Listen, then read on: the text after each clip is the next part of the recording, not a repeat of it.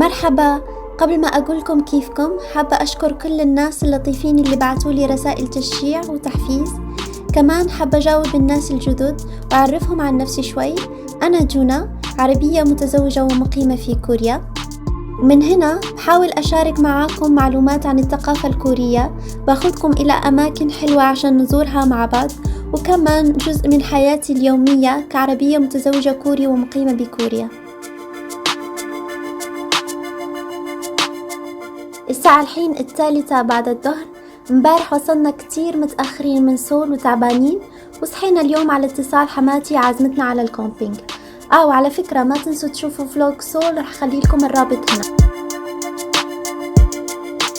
جهزنا أغراضنا على السريع ورح نلتحق بالعائلة إلى مكان التخييم، لكن قبل كده رح نعدي إلى محطة الباص عشان رح نستنى أخت زوجي القادمة من مدينة سوون لأنها رح تروح معنا على التخييم.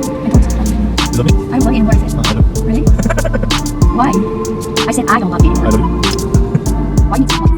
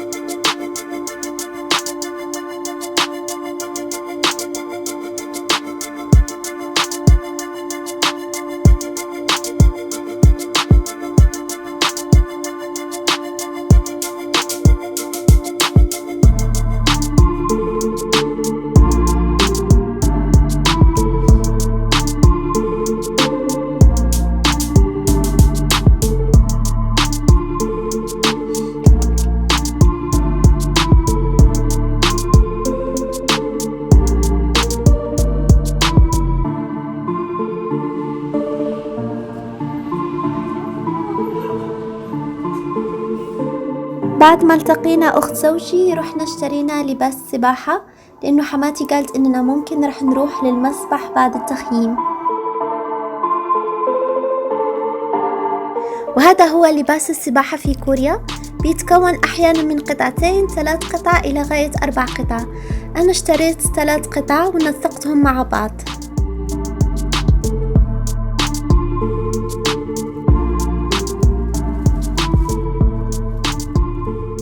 رح ألبسه فيما بعد وريكم. حس إنه بيشبه كتير بدلة الغطس، وممكن يكون مستور إذا كنتي حابة تغطي جسمك كله، لكن خلوني أشرح لكم شيء. لا تعتقدوا إنه في كوريا بيلبسوا لباس السباحة مستور عشان طلبا للسترة أو لأنهم بيخجلوا، ولكن عشانهم بيعتقدوا إنه بياض البشرة من علامات الجمال، فقط لأنهم ما بيحبوا بشرتهم تصير سمراء بسبب الشمس والبحر والجو. هذا هو السبب الوحيد.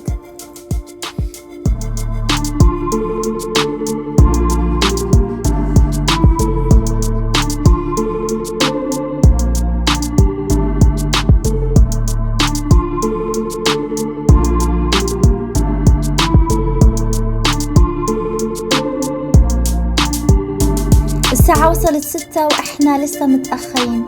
مع ارتفاع درجة الحرارة وارتفاعات الرطوبة التنفس صار كتير صعب. الناس اللي بتعاني من الحساسية رح تفهم هذا الشيء.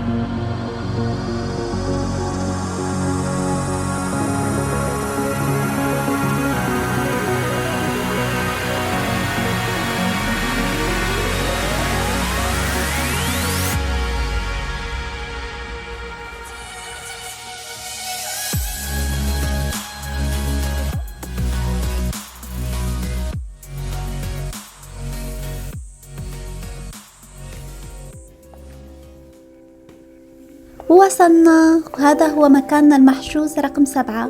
وطبعا ويني لازم يعلم على كل مكان جديد. المخيم مش ببلاش، يعني يتم الحجز على الأقل قبل أسبوع، وبتدفع ثمن الليلة على حسب المساحة اللي راح تستخدمها، وأقل شيء $25.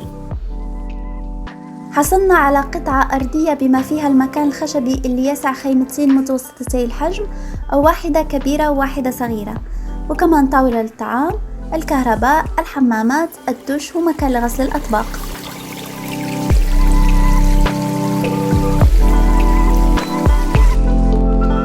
هدول المراهقين الكيوت بنات وأولاد جايين مع بعض، ومعاهم شخص كبير في السن، بس حتى لو كانوا لحالهم المكان كتير آمن، في حراس ليليين ومكتب للإرشادات وممرض للتدخل السريع.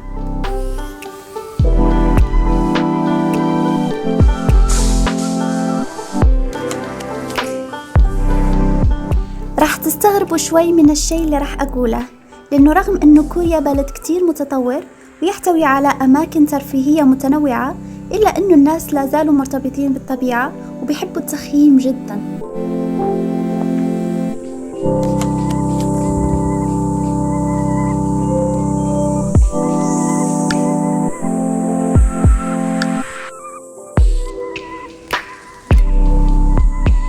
الخيمة الزرقاء هي خيمتنا أنا وزوجي وويني، والتانية هي للعائلة.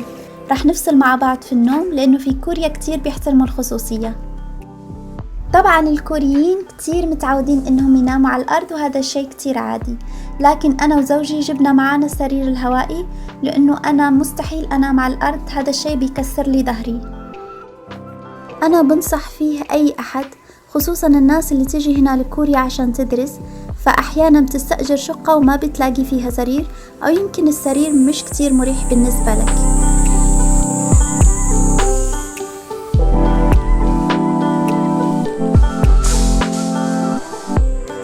درجة الحرارة اليوم تعدت 40، بس المكان يعتبر بارد مقارنة مع المدينة، ومع ذلك لا غنى عن المروحية.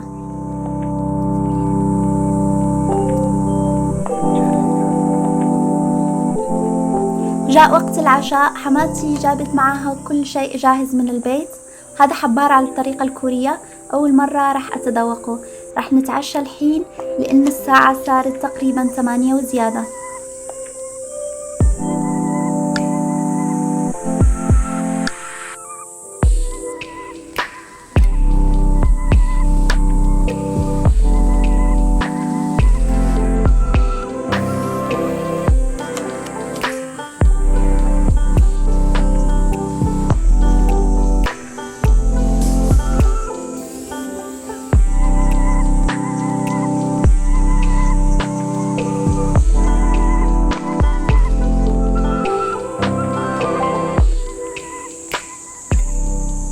بعد ما تعشينا وغسلنا الأطباق، دخلنا إلى الخيمة عشان نتفرج فيلم رعب.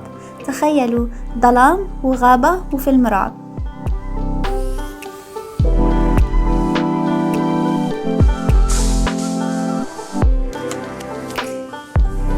التتمة راح تكون في الجزء الثاني. بشوفكم.